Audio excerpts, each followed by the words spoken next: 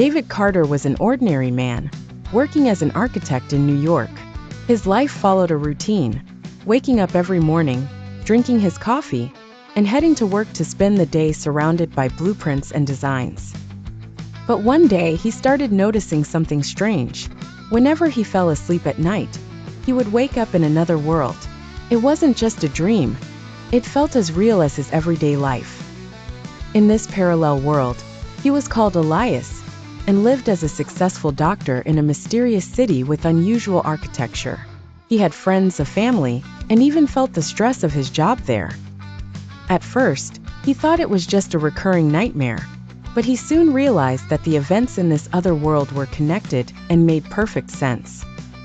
Whenever he fell asleep in New York, he would wake up in the other city, and vice versa. Weeks passed, and he found himself living two separate lives, unable to tell which was real and which was a dream. As time went on, he started feeling like the other world was more real than New York. He could recall every detail there with perfect clarity, and he began to question whether New York itself was the illusion.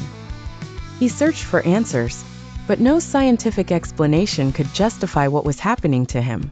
Then one day, while sitting in his New York office, a colleague called out to him, using the name Elias.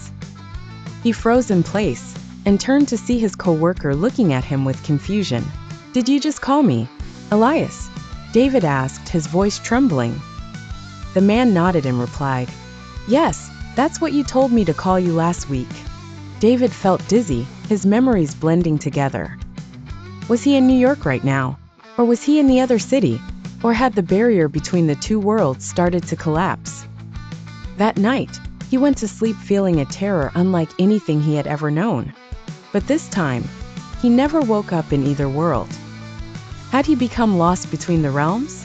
Or had he found his way to a place no one had ever known before?